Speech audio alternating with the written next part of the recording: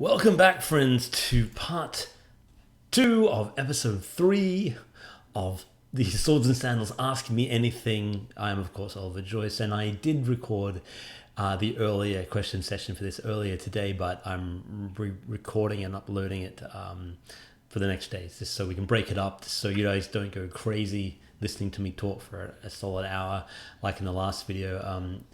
We're breaking it up. Anyway, we were asking questions, and I just jumping in halfway through here with Charles. Charles asks, "Hi, Uncle Ollie. Charles here. How are you, Charles? How are you, my friend?"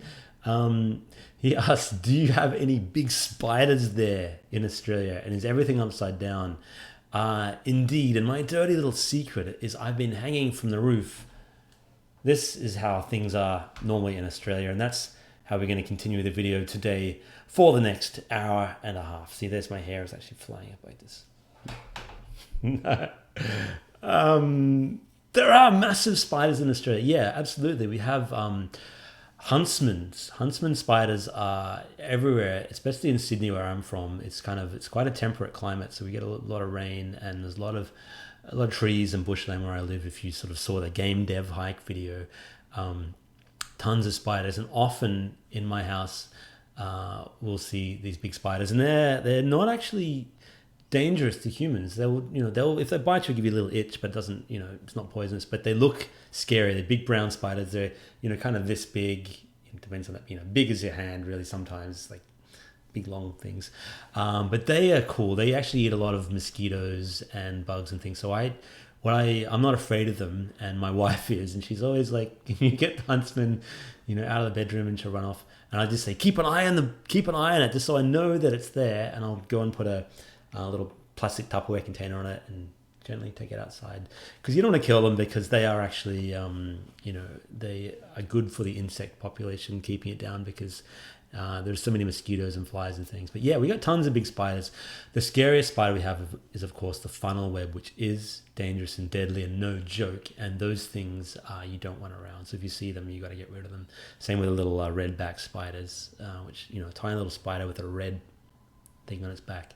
They can kill you. And, even though people haven't been killed for a long time, it's only because we have anti-venom. Anyway, but yeah, nothing's upside down here.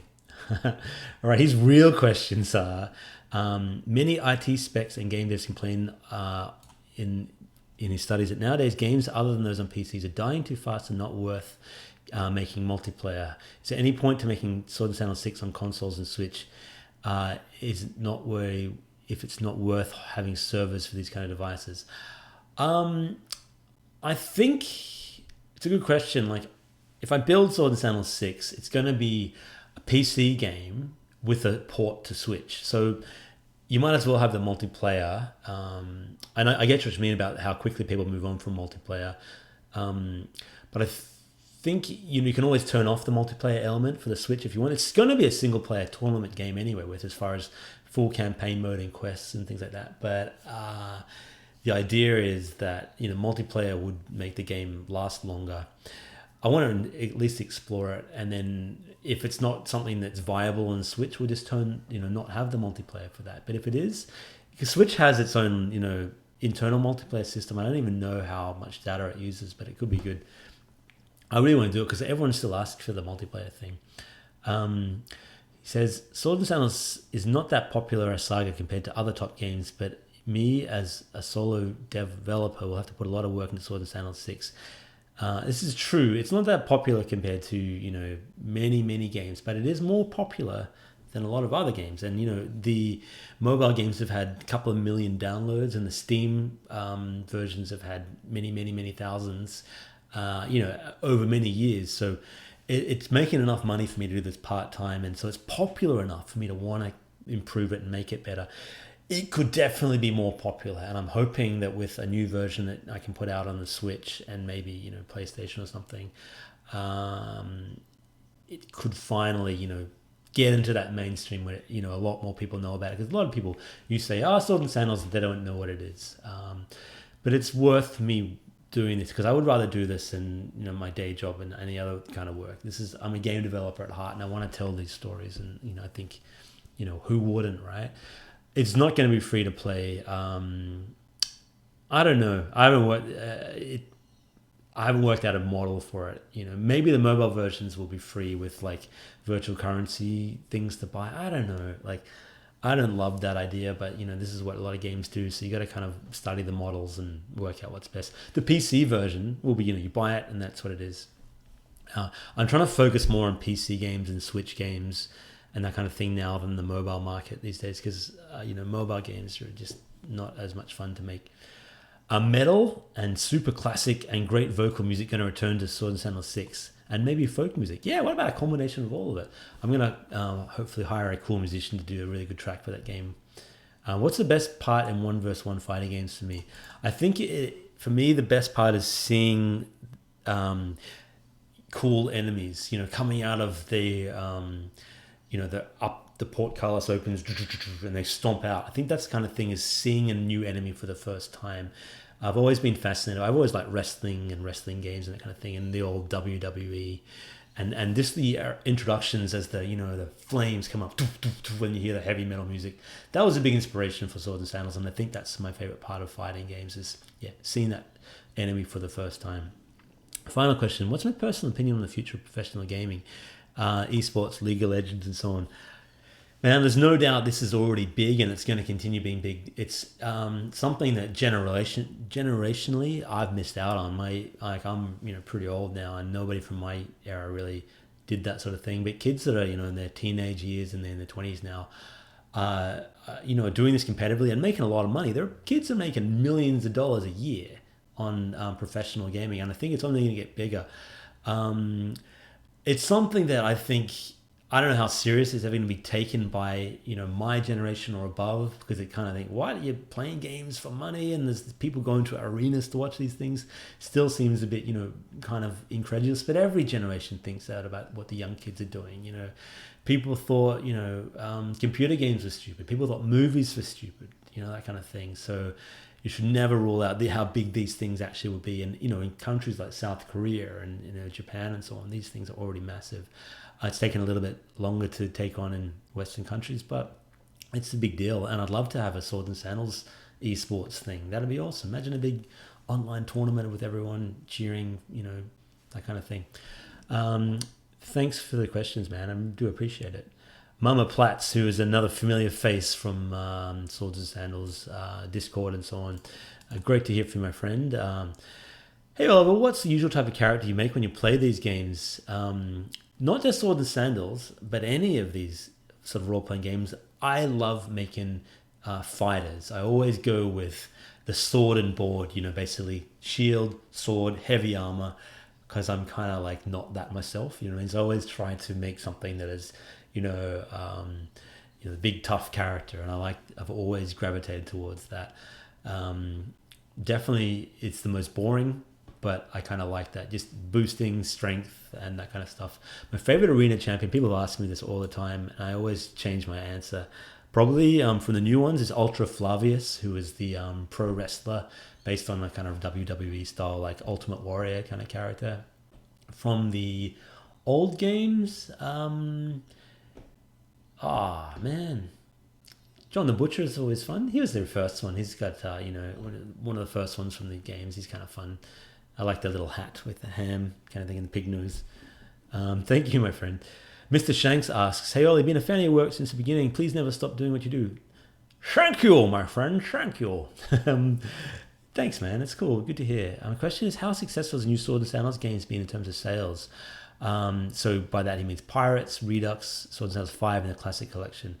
He asks because he knows more sales means more content, and he's purchased all the new titles and hoping for many more. Thank you, my friend. Thanks for being a fan. To be honest with you, the Classic Collection has by far been the most popular. It has outsold everything else. It's outsold Swords and Sandals 2, Redux, and everything. Without those, it might have been a tough year because Swords and Sandals 2 Redux did really well. I can't give you exact numbers, but that game's had over 1 million downloads on the app stores, and the Steam version sold very well.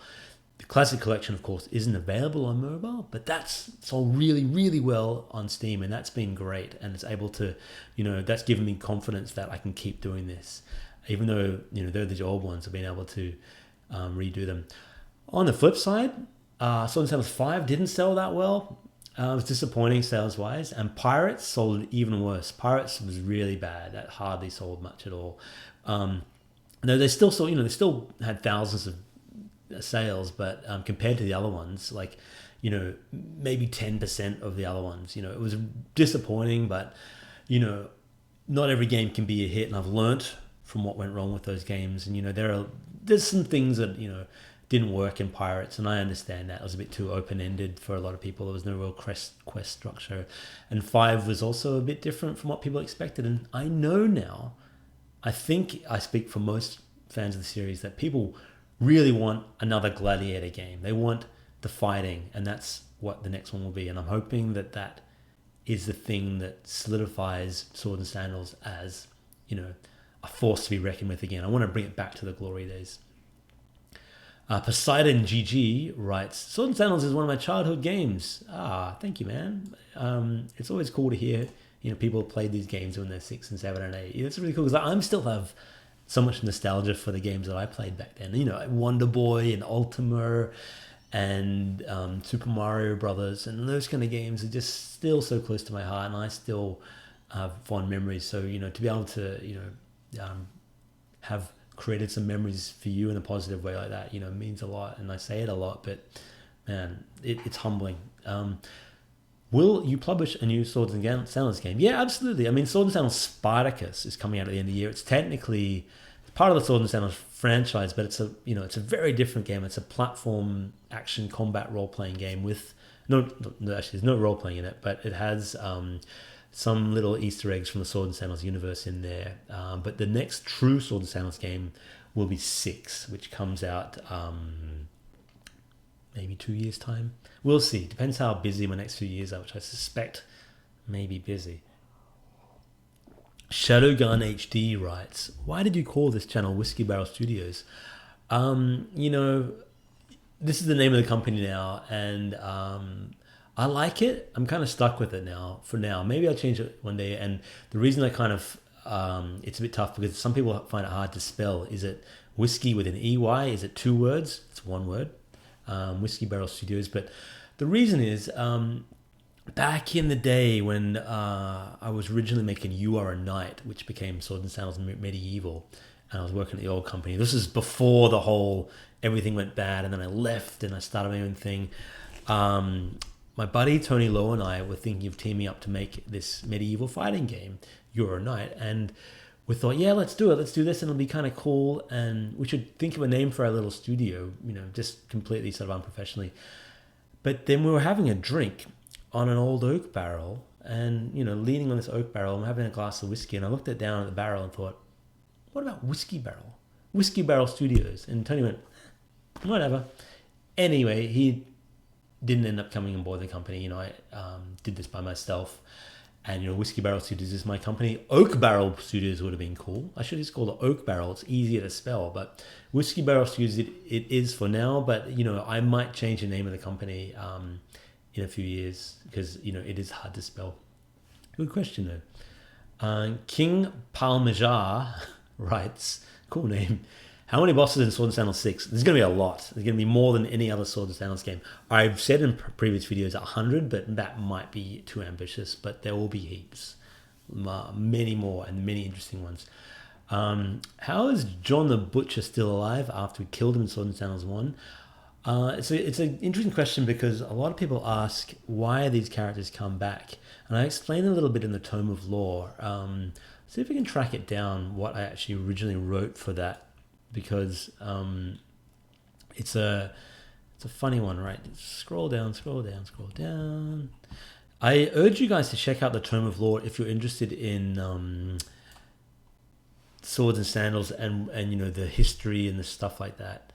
I wrote this. As you may notice, when you play Swords and Sandals games, you actually kill the arena champions, but for the purpose of story lore, it can be assumed that most champions are either wealthy or popular enough to afford magical healing and can be resurrected in the same way that the hero can when you die. Some champions, such as Nine Cat Jack, Pigsus, or the Slave Driver, are too hated by the general population to warrant resurrection and thus stay dead. So in the case of John the Butcher, he was kind of beloved and people loved his meat emporium and he's, a bit of a cult figure. And so basically people would pass around the hat and raise money for him to be brought back from the dead. But this is a kind of death that is not, you can only be resurrected in the arena. So outside of the arena, if characters die, they just die. You know, if the average citizen of the Swords and Sandals universe falls off a horse and breaks his neck and dies, he can't be brought back from the dead.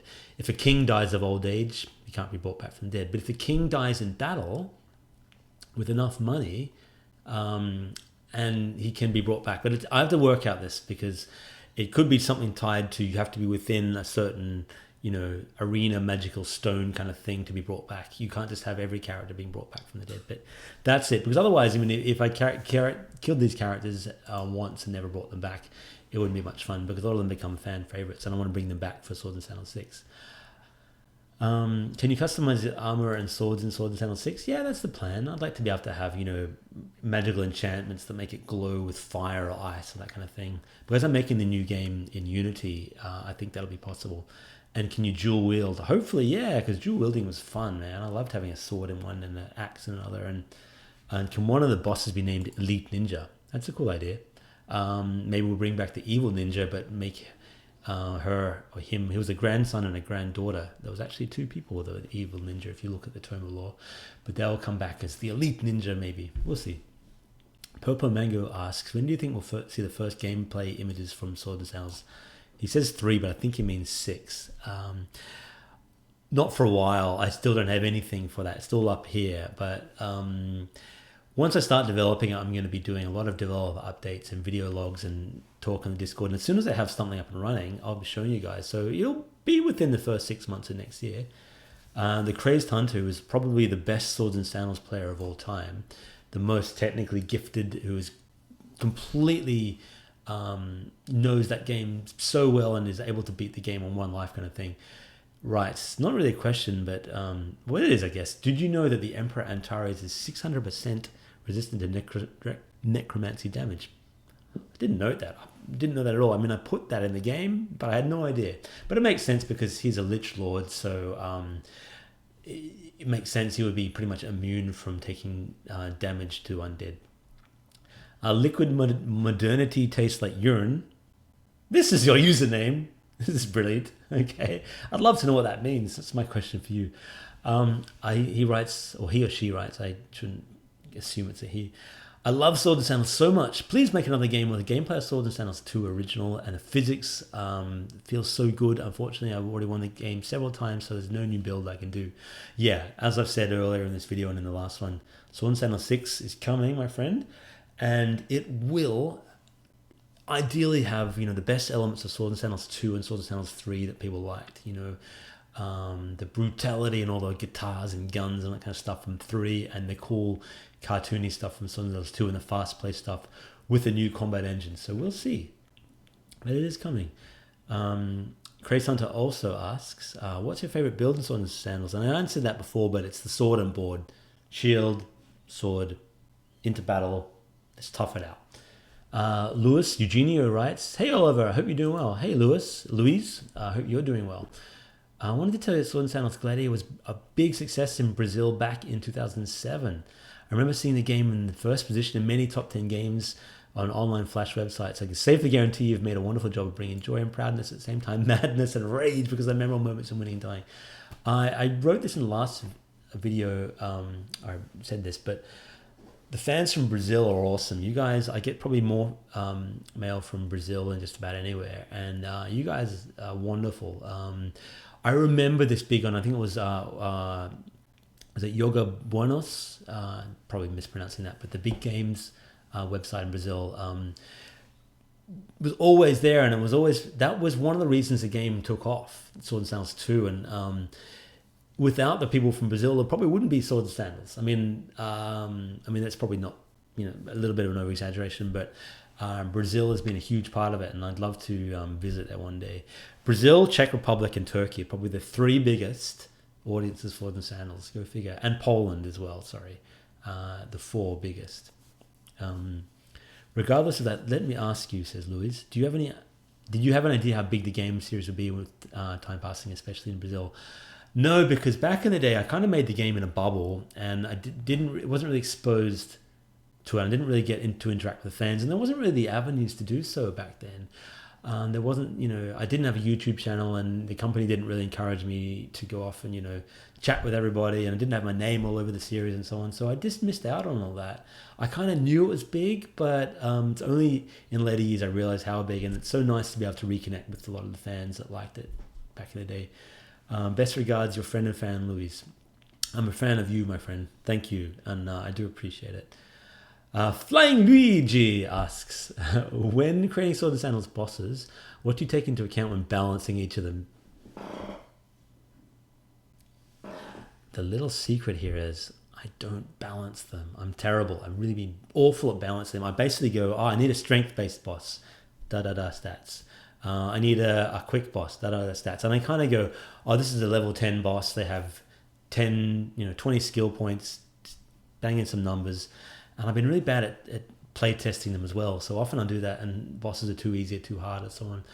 I want to create better algorithms for that for Swords and Sandals. I didn't do enough effort in testing these bosses in the past, and it's something that I want you guys to hold me accountable for the next one. So when we do testing, we don't end up with things like you being able to one-shot bosses and so on. They should feel more like Dark Souls bosses. Daimyo N writes, will there be a future Sword and Sandals with co-op mode? Maybe one day. That'd be cool. Some team-based battles. See how Sword and Sandals 6 goes, because I don't want to put in too many features and not have the game ever be released, but I definitely want to. Sombre Hombre. I love that name. Sombre Hombre. Have you thought about adding Steam Workshop support for future Sword and Sandals game? Yeah, absolutely. Sword and Sandals 6, maybe. The first one, maybe we can have that as a moddable thing. Because they're 3D models, it might be kind of hard, but maybe custom textures for them or something. Maybe, we'll see. Can't wait for Spartacus. Thank you, man. Thank you. Not that many people know about Spartacus and Sword and Sandals Spartacus. It is an official Sword and Sandals game. It has a tie into the Sword and Sandals universe in a few Easter eggs and certain characters that appear, but I'm not going to spoil that. But it's a different game from the other games in the series, and I don't know if you guys will like it, but I'm looking forward to playing it because it's fun to make and it's fun to play, and you feel like those kind of classic 80s style combat platformers like Rastan and Black Tiger. It's less of a Castlevania game and more of one of those. I do urge you to try it when it comes out. Mini Pixels writes, hey Oliver, I've been wondering with the ending of Swords and Sandals 2 Redux, which says a hero will travel the Soul's Gateway, which begins in Swords 5 Redux and only takes him 2 months. But what he's wondering, is about why in the Tome of Law it says that Swords and Sandals 2 begins in 590 Constellation Mirror, CM means Constellation Mirror, and Swords and Sandals 5 begins in 635 CM, which is 45 years later. How is it possible that a gladiator goes to Soul's Gateway for 2 months and the game is set 40 years later? It's not. That's a mistake, and I got to work out that which one is correct. I can't remember what I said, but I think the 2 month thing is correct. So I think technically Sword and Sandals, I don't know. I need to work that out because it's meant to happen after. Is it 40 years later, or is it the same gladiator, or is it a different gladiator? I've written this down, but it might be that there are two gladiators. So the gladiator that kills him in Swords and Sandals 2 might be a different one. I think it's a different one that kills him in Swords and Sandals 5. So when you finish Swords and Sandals 2 and you go off to face Antares, you disappear. And then the gladiator that fights him 40 years later in Swords and Sandals 5 is actually a little level 1 character, which makes more sense, is a different character. And I'll be writing that all up at some point. But yeah, there's a lot of stuff like that which I have to retrofit in because I confuse myself a little. Philip Turner, spelt Philip. How do you think of the whole Swords and Sandals universe? When was the first occurrence of, I want this world to exist? That's a cool question. There's a video I did about this ages ago, which is someone on the channel, but actually I came up with this as a kid. Myself and my friend Greg Wee, who was the inspiration for Sir Belgrave, came up with a world when we were trying to make a campaign for a Dungeons & Dragons game, and we came up with Brandor and started making some characters, and Sir Belgrave was his character, and Wolfgang of Shackleford was mine, and we had a third character called King Lionel, who was only called Sir Lionel back then. We originally started in the Dragonlance universe, which was a popular Dungeons & Dragons game, and those characters were in that. And then we wanted to make our own campaign, so we made our own world, and we did about 5 or 6 campaigns, and we wrote a story and so on.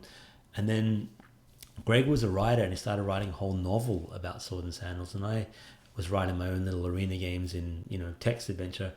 And so we kind of just compared notes and made up all these stories, and I drew this big map for it and everything, which I'll show you at some point. And so yeah, when I was a kid, probably I'm going to say 10, 11, 12 years old, it only became the Sword and Sandals official world many years later when I started tying it all together, but the characters existed long ago. Raf99 asks, just one question, is the keyboard your favorite musical device or something else like guitar or drums? How many can you play? I really can only play the keyboard. That's really the only instrument I have any kind of skill at. But I can play a little bit of guitar, campfire guitar, chords and things like that, but not that well. Not well enough to say I'm a really good player. I can't play drums at all, but keyboard and piano, I've been playing that since I was a kid, really. Did some lessons. Never got that good, but good enough to sort of, muck around. And, I can, is it turned on now? Let's see. I could play you a little bit of like, that. Try again.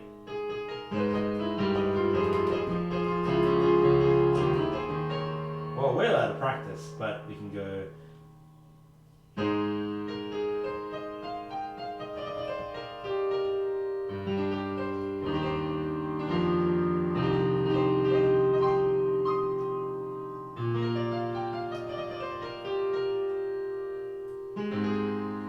Yeah, so that's the piano. I almost had to almost feel like I should edit that out because I made so many mistakes because I don't play it nearly enough. But it's a fun thing to play, It's cool to have in the background because you can kind of, when you get sick of programming, you just walk off and you get to, do a little piano and just clear your head. Kasper Switalski, I hope I pronounced that right, writes, hello Ozzy, what do you say to your hairdresser when you want this haircut? Looks cool when I try it. I never can get it consistent, but so basically my hair is, it's the fringe is getting longer, right? So here's a fun topic, right? This is basically, I just say short back and sides up to there, and I just say leave the top. The key is to leave the top as long as you can. Sometimes it looks good, sometimes it's a mess.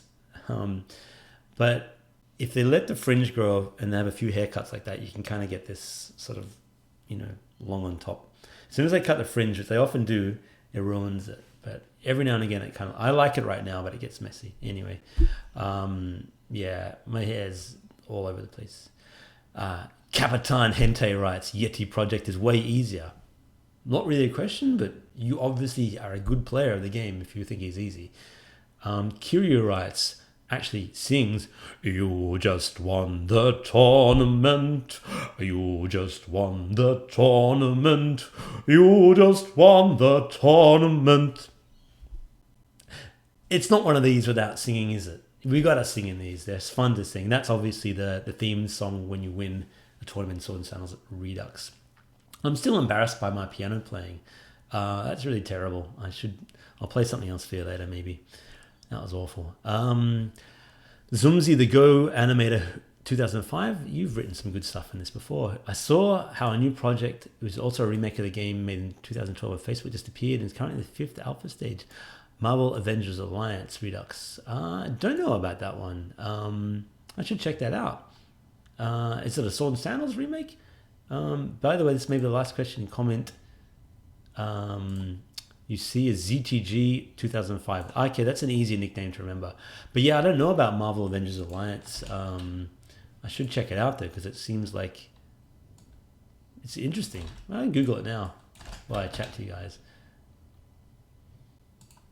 Oh, okay, right. So it's like a turn-based fighting kind of thing, in theory. Yeah, cool. It's a fan game or something. Interesting. Disney's shutting it down. Okay, anyway. Yeah, right. So it looked like some kind of cool turn-based fighter. I'll have to check it out. Do they maybe do a little Sword and Sandals sort of take on it? Anyway, Thomas Fortes. Hey man, old fan here. Hey Thomas. How are you, my friend? Why don't you port your games to Nintendo Switch? For sure, or buy Swords and Sandals for Switch. Thanks, man. Yeah. Sorry for the bad English. No, no, not at all. Your English is fine. As I said, it's better than my saying. I don't speak anything else, right? I want to port Spartacus to Sword and Sandals 6. We're actually in the process of applying for a developer license right now. So hopefully they can get that. And then I'll hopefully port every future Sword and Sandals game to Switch. Okay, as we go, we're nearly to the end. No, there's a few more actually. 1Z405 has 5 questions. One, how you were inspired to create Swords and Sandals? I answered that before, but I've always been interested in arena games and turn-based fighting. Very heavily influenced by Dungeons and Dragons and fighting fantasy and that kind of thing. And of course, He-Man figures was the big inspiration. I loved He-Man. The next game of Swords and Sandals will be 3D. Yeah, that's right. It will be. That's the plan. It will still look and feel like a classic Swords and Sandals game with the camera fixed and the characters like this. Not sort of too crazy, but I want the models to be 3D so I can do a lot more with them. Can you add online mode with tournament and lobby? Yeah, hopefully there'll be a multiplayer lobby and stuff. And can you make a version of Swords and Sandals with Hunger Games or Battle Royale? Maybe one day. Battle Royale would be fun, definitely. And he also asked, is Sir Belgrave the master of the Order of the Temple? Yeah, right now he is. Yeah, he's pretty old by the time Swords and Sandals 5 ends, but he is the master of the Order of Temple in Drakendir, of the Holy Drakendir Church. Mm-hmm. Yes, indeed he is. But he's getting old by the end of Swords and Sandals 5, so we might not see him much more. Santiago Escobar writes, did you develop or have you any had involvement in heroic sports football? If yes, is there any chance we'll get that game on Steam or another kind of release? Yeah, I made that. Well spotted. That's my take on a football game, and it has sort of like, you know, upgradable weapons and combat and that kind of thing, and the characters all look like Sword and Sandals characters, and there's probably even a few Sword and Sandals Easter eggs in there. Because that was bought by eGames, who are my publisher. Yeah, we can release that, and I'm thinking about maybe releasing it on Steam at some point. I wouldn't do anything to it. I wouldn't really be upgrading it or doing any kind of modern things to it, but I might put it out on Steam for, you know, a few dollars, make it really cheap. But there's a few people that ask about it, and, you know, it's a bit of a tricky game because it's not as, you know, easy to play as a lot of other football games, soccer, football, that kind of thing. But, you know, if there's enough interest, I would love to put it out on Steam. Prohine Gamer, who always writes a comment on YouTube. Hey, my friend, how are you? Just says, welcome back, Oliver. Thank you, man. Good to be here. And sorry for the absence. I've been so busy with Spartacus and stuff. Crazed Hunter writes, what is the second ancient race in the Swords and Sandals universe? According to the tome of lore, I couldn't tell you who the first or second one, but I'll read you a little bit of this. The peoples of Brandor, the precursor races. These races were the first fleets to sail through the constellation Mirror and settle Brandor. They came from 4 planets in a distant solar system, escaping a dying sun. 2 of the races were lost very early on, and the third vanished across the sea. So they were the Phaetorians, the Braxians, the Edites, and the Dracons, and the Vondroks, the Tolots, and Uverics. So the Vondroks and the Tolots were made extinct, but the Tolots are possibly underground. And the Uverics sailed across the sea. Of course, the Uveric Ocean is named after them. They sailed south on arrival, never returned, and their disappearance in some old precursor books have led to the theory of another continent far to the south called Sagalas. So they were the first races to appear. There's no particular order yet. I have to work out which. But the other races like the Cycladians, the Guntarians, and the Clergs and all that kind of stuff came later. And I've got to sort of, there's only a little bit of information about that, so I've got to put all that together later. But we'll be fleshing out for Swords and Sandals 6 because the story is going to play a bit more of a part. If you're reading this, you are dead.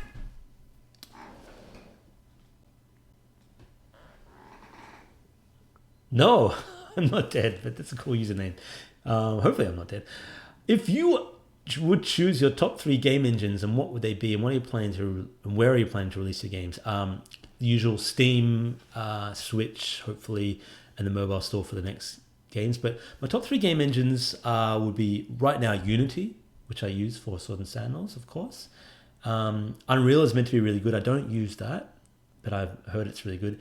And I haven't used Godot Godot, but that's meant to be excellent because it's free. So if you're looking to make a game yourself, I would recommend trying one of those 3 engines. Game Maker is meant to be really good for 2D games as well. I wouldn't recommend using Air or Starling or Flash, which is what I use to make the classic games in, just because there's no future in it. It's no longer really supported much, and it just has no life. So get into Unity, Godot, or Unreal, or Game Maker if you want to make a game yourself. And I don't recommend HTML5 because it's a piece of crap. It's rubbish.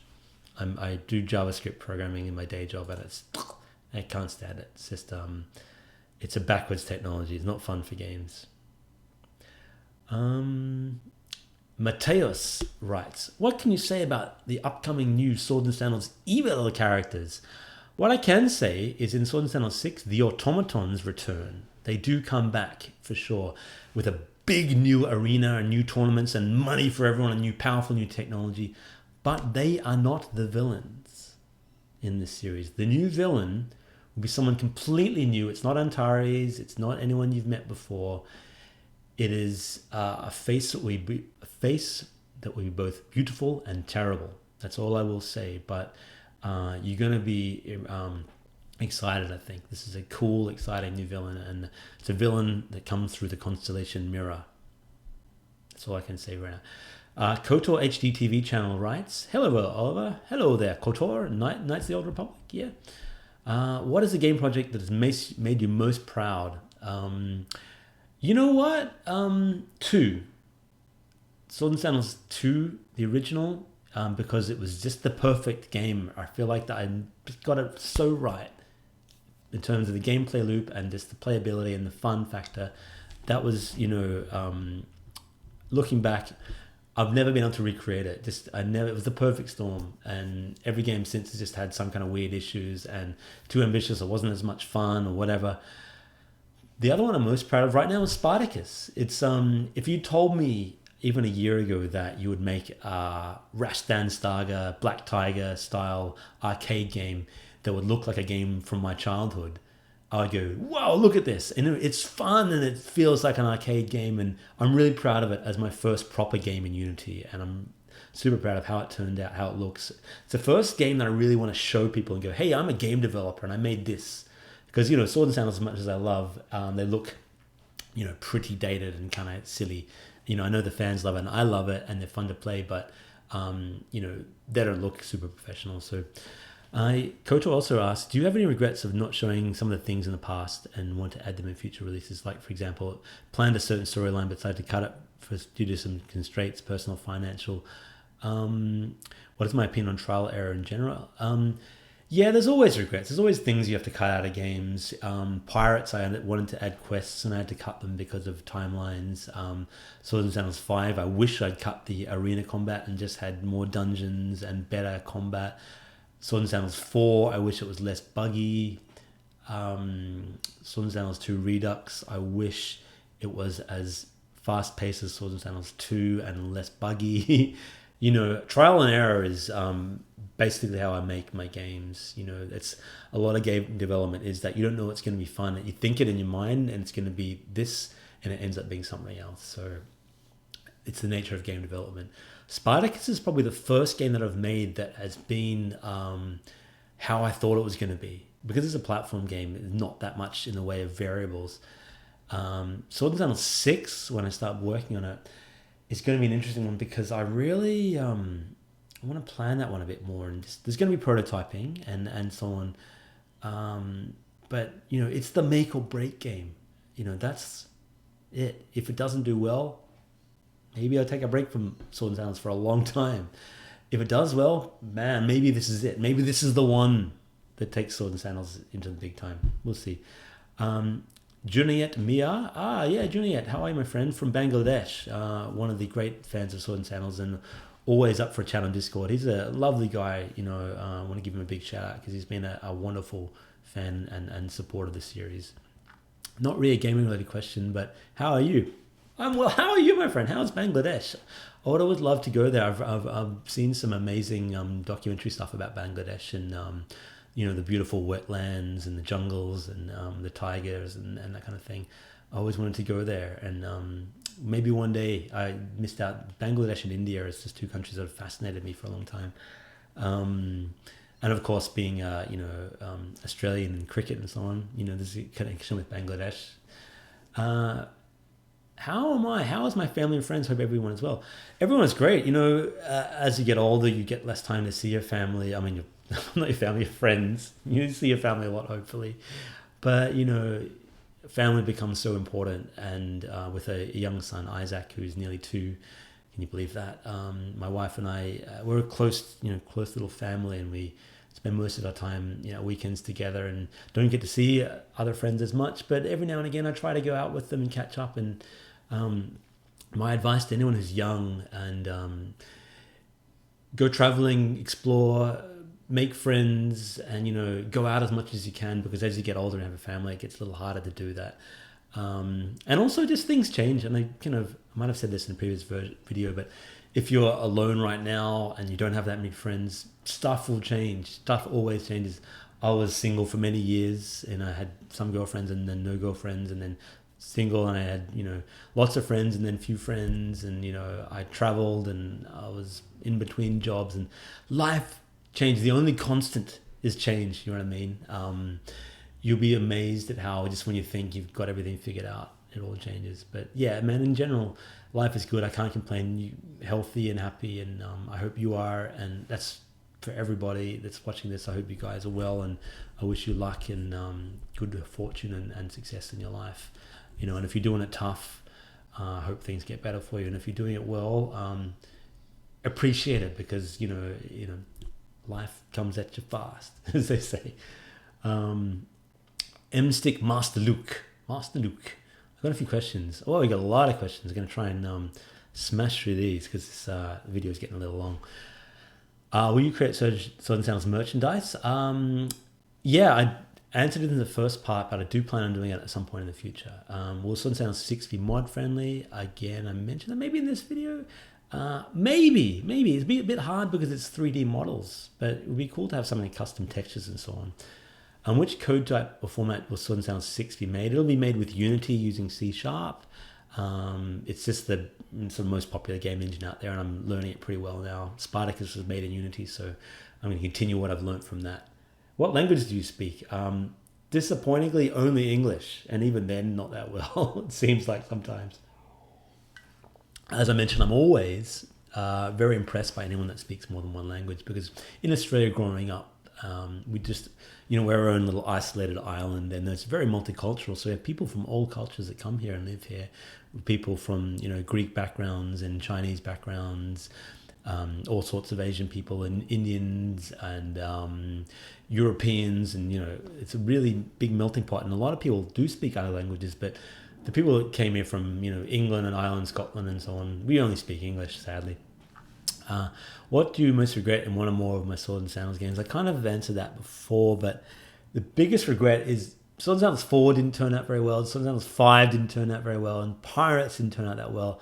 I just want to get back to making a Swords and Sandals feels like the classic one. You Were a Knight, well, Swords and Sandals Medieval is probably the most recent fighting one. Even that combat isn't quite right, but I regret not capturing what made the early games fun, 1, 2, and 3.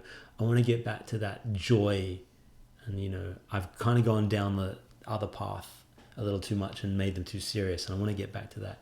Favorite fruit? Apple, man. Can't go wrong with a delicious Fuji apple or a Kanzi apple, man. Try to have one every day.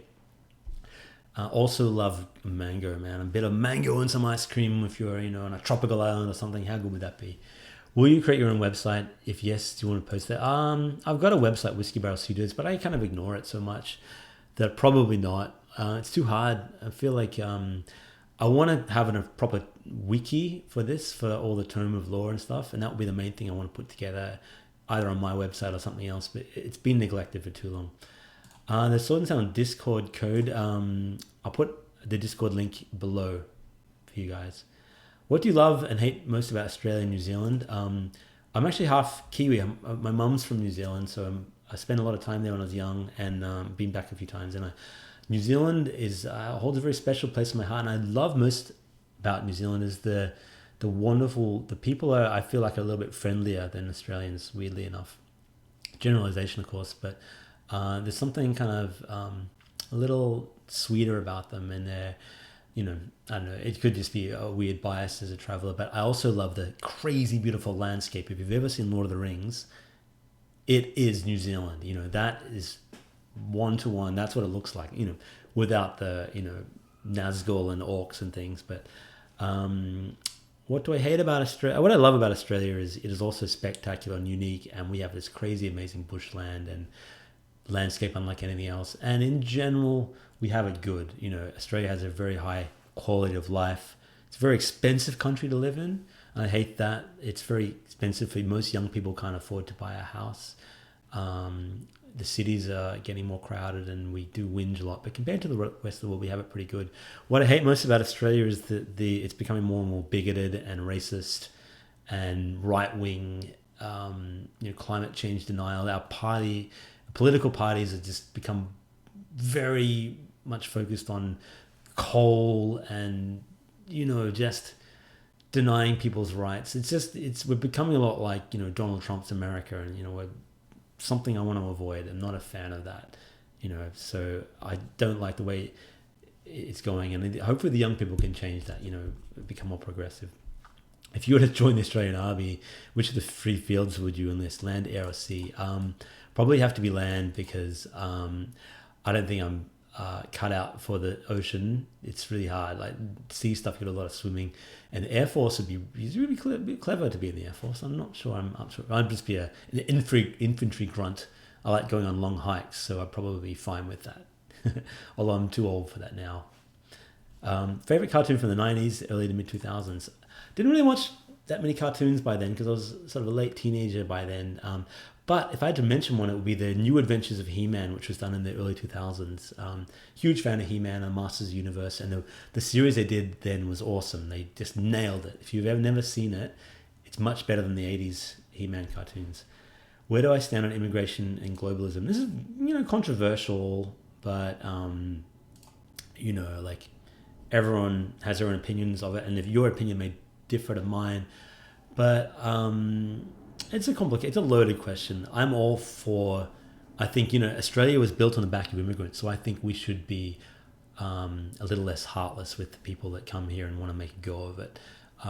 Australia has had some pretty brutal policies on immigration in the past, and something we should all be ashamed of as a people, how we treated our own Aboriginal people and how we've treated refugees recently is it's a source of national shame, and should be. Globalism is something that I feel like is inevitable, and, you know, I feel like I'm more of a globalist than a nationalist. You know, I feel like, why can't we all just get along? Ideally, it's going to get tough as, you know, resources become more scarce in the global warming and climate change and so on. I worry for my kid, for Isaac, and I worry for his future, and I just hope that, you know, we can sort this out before it gets, you know, too late, for his sake. I hope the next generation learns from our mistakes and our parents, the baby boomers' mistakes, because they've made a lot of stuff ups. Anyway, that's getting kind of heavy. But, you know, it's important to talk about these things. Arnes Gaussis writes, have you ever tried to create a game in C++?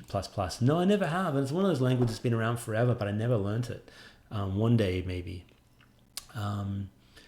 Unreal is made using Swords and Sandals, using C++. Valentine writes, why don't we unlock the road race to play with after you beat Swords and Sandals 3? I don't know. It would have been a cool idea. I thought you could play as an automaton in Swords and Sandals 3. But they'll be back for Swords and Sandals 6. Stalin Approves is the username of this guy. Why the original Sandals 5 shut down? I mentioned that before, is because the old company that before it was bought by E-Games and I took over with Whiskeybarrel, it was too tied to an old server, then it had gems and virtual currencies and so on. It was impossible to keep it alive when it transferred over, and too much to do with credit cards and stuff like that. Had to be shut down. That's why I remade the game. We have a few more questions, 4 more questions, but one of them is a 5-parter. Oh my god. 5 questions. Which Swords and Sandals game is the most unbalanced with gameplay and weapons and builds? They're all a bit unbalanced, really. 3 is pretty unbalanced, I think, but it's got a lot of random weapons and so on. 2 Redux is kind of unbalanced. Your thoughts might be different. Everyone has their own. What are my thoughts on Command and Conquer? I was more of a Warcraft fan. I never played much Command and Conquer. I loved Warcraft. Will Shin Guards and Greaves be an armor option next Swords and Sandals? Yeah, definitely. We'll have all the classic armor bits. I will be able to choose easy, normal, and hard duels in next. Maybe, yeah. It's all up in the air. I think it's important to have some difficulty options, but then I also want it to be kind of a bit more streamlined. So will we see the return of the classic Swords and Sandals 2 armor in the next one? Yeah, I want to make them 3D models, but looking like the classic sort of, armor that we see, the Brigand armor and stuff like that. Definitely. Thanks for the questions, Aqua Twisty. Cool. I like that name. Hi, 2005 Gamer, who also wrote an early one. Do you enjoy making videos? Yeah, I like talking to you guys.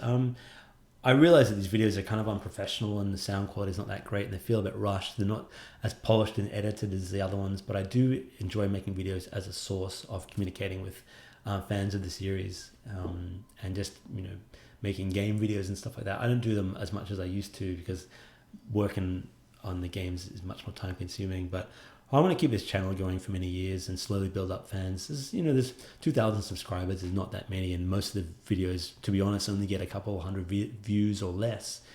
But there's no reason to stop doing them. Maybe they'll become bigger as Swords and Sandals 6 happens. And it's a great way, because without these videos, I would never find out what you guys are thinking. Other than Discord. Discord's great for that. And Scasparale writes, more of a request than a question, but please remake and master the games, not like the ones on mobile. I bought the Steam version. Thank you, Scas. Thanks, man. I'm really glad you released it, but I really think this time those games got an overhaul. Is there any plans for a remaster? If so, when? No plans for a remaster of anything. Maybe Crusader. I'm still toying with that. But Swords and Sandals 6, I feel like you need to go forward. I can't keep remaking the old ones, but I want to bring the best elements of the old ones into the new one. Mama Platts actually writes a little comment on that. You mean the Swords and Sandals 3 and 4 can't remaster those games because the programming of the game was entirely back when I was at a previous company. It's not so much because we actually have the code from the old stuff then, but it's just so messy. It's too hard to remake, and the servers are broken and stuff. So I do want to pay homage to Swords and Sandals 2 and 3 and the new Swords and Sandals 6 by having tournaments that feature all the old arena champions as an optional quest, maybe. The last question in this video, as we get on the 50-minute mark, it's actually much longer than the first one, is from Poino Coma, who's written this before, and he writes, get ready for it, dramatic pause, is Oliver a weeaboo? Well, that takes the cake. You decide. A weeaboo is traditionally someone who's kind of obsessed with Japanese culture, I think. I wouldn't think I am. I do have an Astro Boy figure on my little computer, so that might confirm it. Get him in focus. Astro! There he is. So I love Astro Boy, and I love... I've been to Japan. Japan's cool, but I wouldn't say I'm a weeaboo. I don't know. You decide. Anyway, thank you, everybody, for sticking with me throughout the nearly 50 minutes now and 30 minutes in the last video, so an hour and a half's worth of video.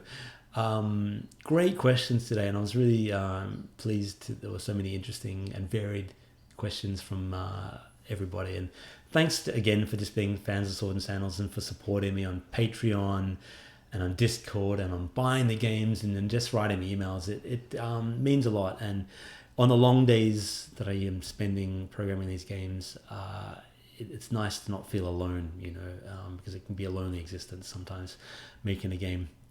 And until next time, bye for now, and thanks for being a gladiator. I salute you.